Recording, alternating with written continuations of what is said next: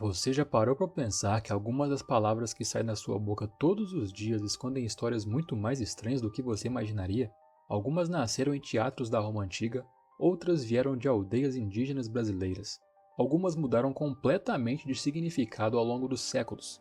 E uma das palavras mais comuns do nosso dia a dia guarda uma surpresa arquitetônica com mais de 2000 anos. O mais curioso é que você usa muitas delas sem imaginar que está repetindo histórias com milhares de anos. Hoje você vai descobrir 10 fatos obscuros sobre a língua portuguesa que você usa sem saber.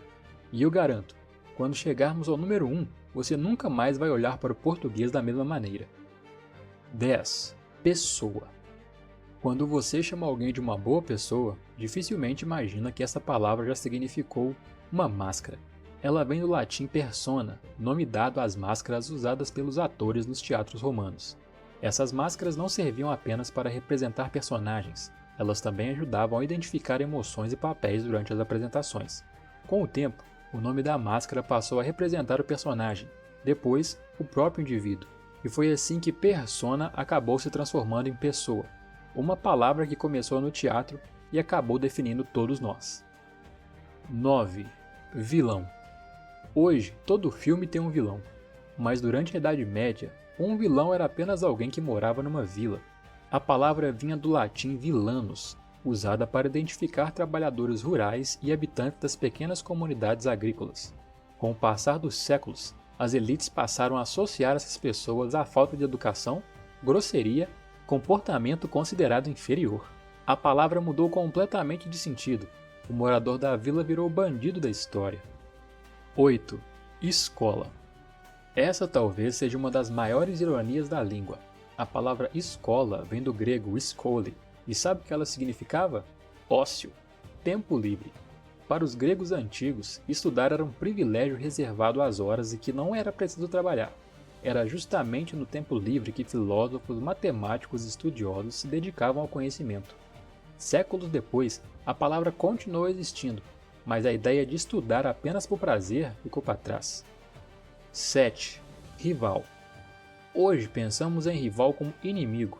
Na origem não era bem assim. A palavra vem do latim rivalis. Ela identificava pessoas que dividiam o mesmo rio ou utilizavam a mesma fonte de água.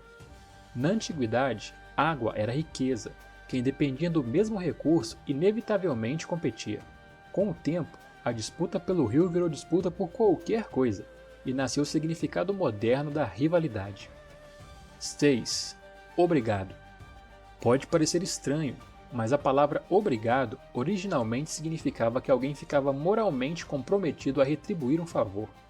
Em outras palavras, ao agradecer, você dizia algo próximo de agora estou obrigado a retribuir sua gentileza. Isso porque obrigado vem do latim obligatus, que significa amarrado ou ligado por um dever. Essa mesma origem também está presente quando dizemos fui obrigado a fazer algo, ou seja, compelido ou forçado a agir. Nos dois casos, a ideia de um compromisso ou vínculo permanece. Mesmo depois de séculos, a palavra continua carregando essa ideia de reciprocidade, ou seja, agradecer nunca foi apenas educação, era uma promessa. 5. Candidato. Muito antes das campanhas eleitorais modernas, já existia marketing político. Na Roma Antiga, quem disputava um cargo público vestia uma toga extremamente branca, chamada de toga cândida. A intenção era simples: transmitir pureza, honestidade e boa reputação diante da população. Da palavra cândida surgiu candidatos, e daí nasceu o nosso candidato. Parece que a preocupação com a imagem dos políticos não começou ontem. 4. Tupi. Você já conhece as palavras abacaxi, pipoca, jacaré, peteca, capim, paçoca, tatu, piranha e arara. Mas sabia que todas elas vieram das línguas indígenas faladas muito antes da chegada dos portugueses? O português brasileiro absorveu milhares dessas palavras não apenas do tupi-guarani, mas também do quimbundo, de origem africana, e de outras línguas indígenas e africanas. Elas sobreviveram aos séculos e continuam vivas no nosso vocabulário. Sem elas, o português falado no Brasil seria completamente diferente. 3. Salário. Hoje, o salário chega por transferência bancária, mas seu nome nasceu por causa do sal. Na Roma antiga, o sal era um dos bens mais importantes da economia. Servia para conservar alimentos, movimentava o comércio e tinha enorme valor estratégico. Daí surgiu o termo latino salarium, relacionado a pagamentos e verbas ligadas ao sal. A famosa história de que os soldados eram pagos diretamente com sal é uma simplificação, mas a ligação entre salário e sal é absolutamente real. Toda vez que você recebe seu pagamento, use uma palavra criada há quase 2000 anos. 2. Janela. E chegamos na falada surpresa arquitetônica. Quando você abre uma janela, dificilmente imagina que está, na verdade, abrindo uma portinha. A palavra janela vem do latim vulgar, januela, o diminutivo de janua, que significava porta. O curioso é que os romanos já tinham uma palavra específica para janela, fenestra, mas o português preferiu adotar o diminutivo de porta e trouxe a ideia de uma pequena entrada para a luz. Ou seja, quando você diz janela, está repetindo uma palavra que para os romanos significava uma porta pequena, uma entrada para a luz, e não apenas um buraco na parede.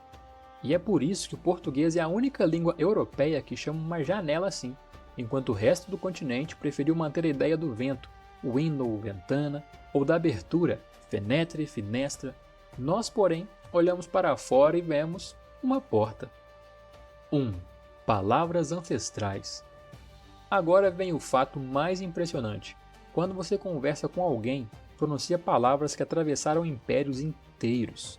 Mãe, pai, nome, três, novo, dente, pé, noite. Essas palavras descendem diretamente do latim, mas algumas preservam raízes ainda mais antigas. Mãe, por exemplo, vem do latim mater, que por sua vez vem do indo-europeu mater. Linguistas apontam que essa mesma palavra já era pronunciada há aproximadamente 6.000 anos, talvez mais. Elas sobreviveram a guerras, à queda de impérios, à formação de dezenas de idiomas, à travessia dos oceanos, e continuam sendo pronunciadas todos os dias por milhões de brasileiros. É como se cada conversa comum fosse, sem perceber, uma pequena viagem pela história da humanidade. A língua portuguesa parece comum porque convivemos com ela desde o nascimento, mas por trás de palavras simples existem séculos de transformações, viagens, encontros entre povos e histórias que quase ninguém conhece. E isso levanta uma pergunta interessante. Qual dessas palavras você nunca mais vai conseguir ouvir da mesma forma? E vamos ao loop. Quantos nesse vídeo você conseguiu encontrar dessa vez? A resposta do último foi 5.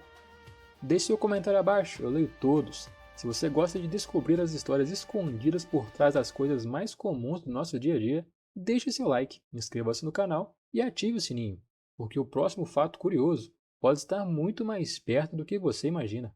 Bom, é isso por hora, até breve.